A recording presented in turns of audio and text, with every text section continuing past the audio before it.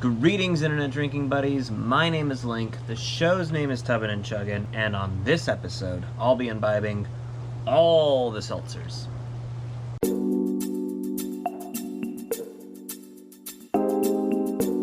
Welcome back to the tub, everybody. Now, as promised on the last episode, I'm going to be doing a seltzer roundup this time around, just in time for Super Bowl weekend, if you want to get those light, refreshing drinks during our fine national holiday. Well, hopefully I'll be able to give you some insight on those. Now, I said in the cold open that we'll be drinking all the seltzers. That doesn't even seem possible, given how many of them are out there right now. So instead, I decided to take three. Well, we've got the reigning champ, the zeitgeist, if you will, the White Claw.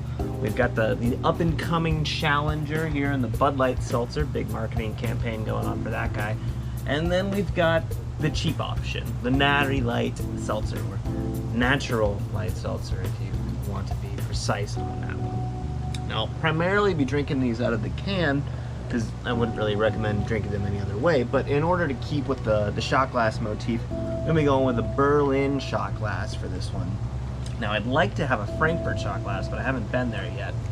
And so I decided to choose Berlin as it's the closest to the city of, I'll again try to pronounce this correctly, Niederselzers, which is where the word seltzer comes from. In the 1800s, a carbonated water drink was used for medicinal purposes, if you will. And so that's where we get the name. And so for the first sip of these that I'll be trying, I'll be drinking those out of the Berlin shot glass and then drinking the rest of them out of the can. As far as my background with these guys, I've tried White Claw once. It was at a New Year's party this past New Year, so just about a month ago.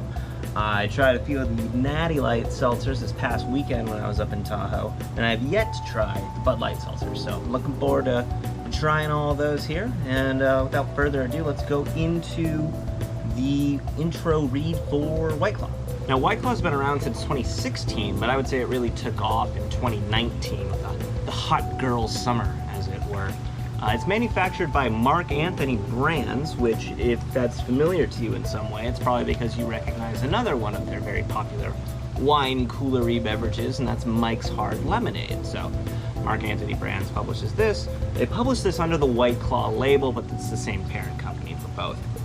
As far as their alcohol by volume, this is going to be 5%, which is going to be the typical amount that you would see in a beer. 5% in a 12-ounce can is going to get you the same 0.6 ounces of alcohol that 40% of a 1.5-ounce shot would get you. So one drink, one can. As far as calories, it's going to be an even 100. You're going to find this, I found this for $19 for a 12-pack at my local grocery store, so that's going to be a little bit over $1.50 per can, and thus drink.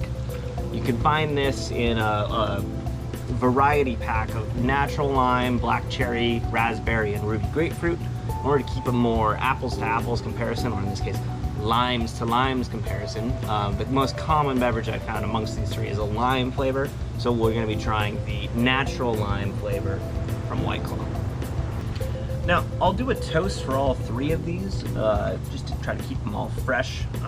While I'm pouring this one, since this one is a White Claw, the thing that comes to my mind the quickest is going to be, don't shoot till you see the White Claws in their eyes.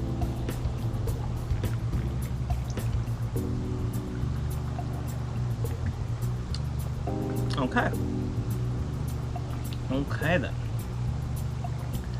So yeah, this is starting to come back to me, the one time I've had this before. Now, if you're familiar with like a LaCroix, I don't know the exact pronunciation of those guys, but these bubbly drinks with just a little bit of natural flavor in them. So they're zero calorie, but they also don't have any aspartame or any other fake sugars in them. It's a very similar taste to what you're getting with this. Hold on. In that it's fizzy, and you get, the best way I ever heard this described to me is somebody, when you drink like a LaCroix, you drink sparkling water, and then somebody from a different room kind of yells out the flavor of that. So like you drink this, and then all of a sudden I hear lime, and you're like, oh yeah, there's a little bit of lime in there. But with the alcohol in this, you're not really getting anything different. I personally can't taste the alcohol any more than I could do with a typical LaCroix. Try again.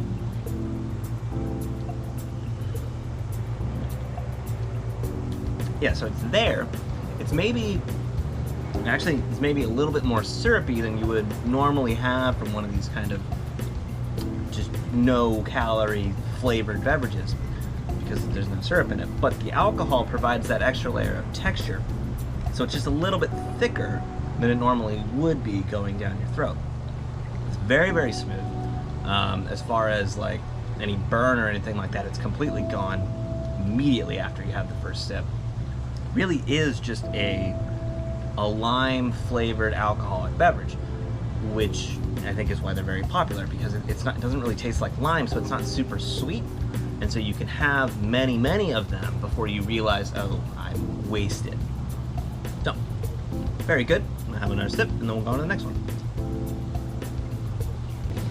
Bud Light Seltzer was introduced in January of 2020, which I'm reviewing it still in January of 2020, so very fresh product, just hitting the store shelves. This is manufactured by Anheuser-Busch, but it's published really under the Bud Light branding, which is what they've used for the majority of all Anheuser-Busch's, at least domestically here in the US, is wine coolery beverages. If you ever had a Bud Light Lime or a Lime-A-Rita, Margarita type beverage, that's the logo that they publish them under. As far as alcohol by volume, exact same 5% as White Claw. Calories, you guessed it, 100 calories, the exact same as White Claw. Price, you guessed it, $19 for a 12-pack. So really going straight after that White Claw market and coming at it with an aggressive marketing campaign on these NFL playoffs that I've been watching. Going straight after it. The one difference you're gonna find is in the flavors. So whereas we had the natural lime, raspberry, ruby grapefruit, and black cherry from White Claw, we're getting the black cherry overlap, lemon lime overlap, but with the lemon in addition to it. And then the strawberry and the mango flavors to differentiate it just a little bit. But otherwise, pretty much what we're seeing here is the exact same as you would get with White Claw. But as far as taste goes, that's always going to be different. So let's go ahead and pour this bad boy.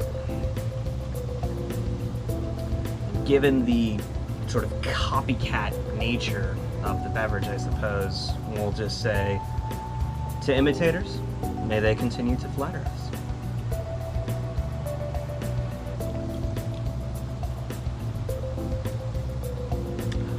Okay. So you definitely get more of the lemon with this one. Lemon lime kick coming at you. Try a little bit more.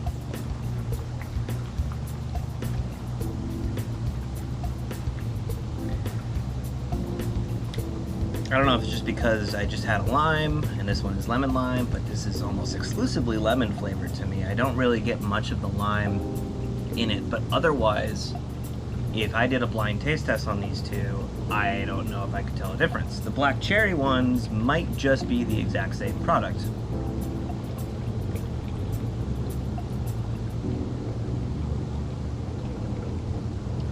Same kind of feeling of, you're just getting that very much hint.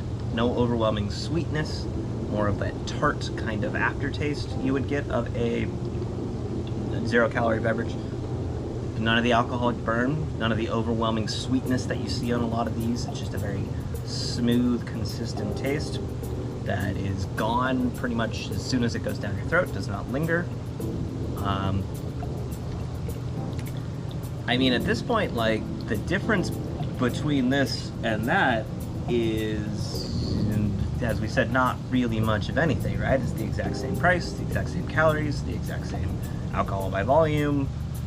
It's almost just like, do you like which manufacturer more, Anheuser-Busch or the Mike's Hard Parenting Company? Let me try this again.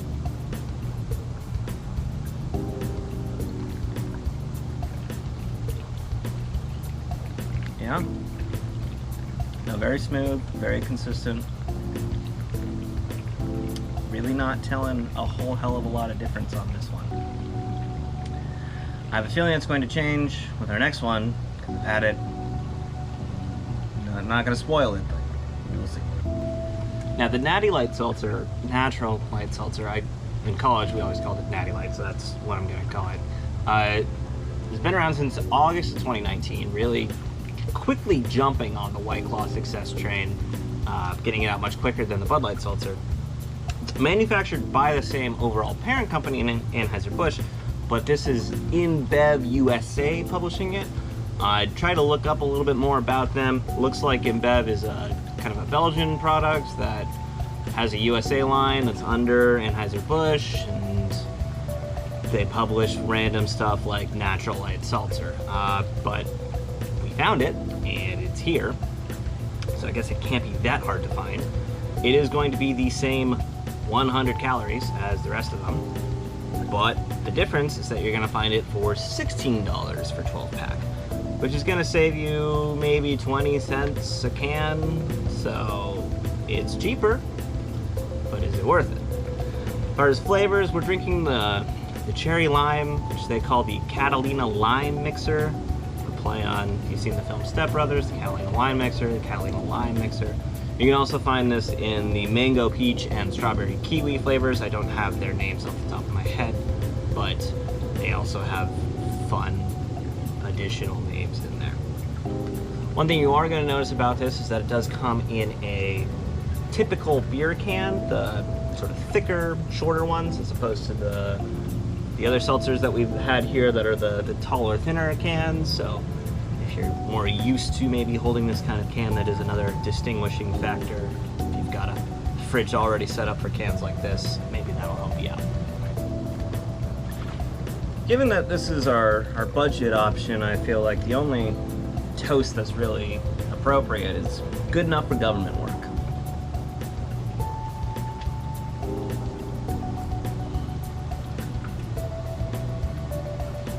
Yeah, it's not good. The spoiler already knew this wasn't going to be good. But I'll try to put into words what makes this so much worse than the other two. And as it comes, I think it is the lingering factor of it. Whereas the other two, you drink, it's gone, it's happy, you can drink more, you can drink too much. This one is going to remind you, you just drank a very cheap beverage. If you've ever had a cherry cough syrup type thing, you drink it, it doesn't taste good, you swallow it, you're like, okay, I'm done. But no, you're not done. It's there. It sticks there. Back of my throat right now tastes like bad cherry cough medicine. The fact that I have another 11 ounces or so to go doesn't make me feel all that much better about it. The fact that I'm probably trying to drink this in order to feel like it's a lighter drink that I can have more of, that I can keep going with, as opposed to reminding myself of like a heavier drink that I'm trying to slow down. This is doing that job for me of like, hold on, don't drink too much of it.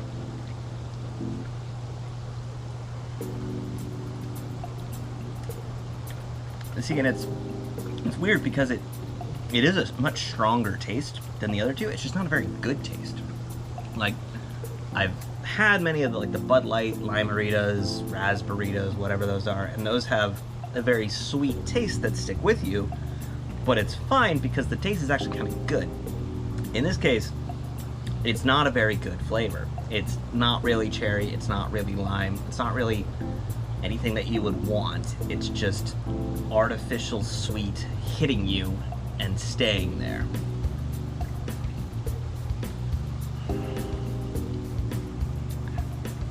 I mean, I wish I had something better to say about it, but that's all I got. Again, if you like this can shape, if you don't mind necessarily that kind of lingering taste, or if you like that as a way of saying like, hey, I can drink this just fine, I just don't want to have too many of them, also I'm saving 20 cents a can, okay, fine. That will get the lowest of middling recommendations. We're talking like, I don't know, 30 degrees negative. It's been a while since I took a geometry class, so that's like 1.8 pi rad, I guess is the angle we're looking at here. Yeah, just going with this one. As far as our other two, you can't really go wrong with either of these, honestly. At roughly $1.50 a can, and that's $1.50 a drink for both of them, you're paying a little bit of a premium, for sure. It's not going to be the cheap thing that you get, but I do think it has a value in giving it to somebody who would normally not want to drink all that much because they don't like the taste of alcohol, giving one to them and them going like, wow, I just finished a drink, I want to have another one. And they're like, well, hold on, maybe don't. But at the same time, $1.50, given that, you know, a shot of Fireball or whatever is going to run you 60, 70 cents, so you're paying twice as much, but it's 70 cents more for somebody to have fun while drinking as opposed to not. And again, you can sip on this over the course of a good amount of time and have a good overall experience. So these definitely get thumbs up from me. The question is, which one would you rather buy? Well, I'm a sucker for the you came here first, so you get preferential treatment from me. I don't have any real loyalty to a company, but at the same time, White Claw came out, well, the parent company, Mark whatever, came out and said, hey, we've got this cool idea for a product. We finally got it out there, it exploded, and now everybody else is trying to capitalize on it. Just because Bud Light Seltzer is very good and has maybe some different flavors that you might want to try out, in general, I give the nod to White Claw just based on the history. But that doesn't mean that if you like Bud Light and you want to support Bud Light for whatever reason, you shouldn't get this. This is a good drink, or if White Claw's sold out or if it's not available where you are, Bud Light Seltzer is basically White Claw, and it's probably going to be easier to find. So that's pretty much what we got for this one. As far as a catchphrase, I've been thinking about this one. I'm getting some feedback on it. And given that I'm obviously going to finish all 3 of these before I start editing this video, and I have some work to do, I just want to remind everybody out there, please drink responsibly.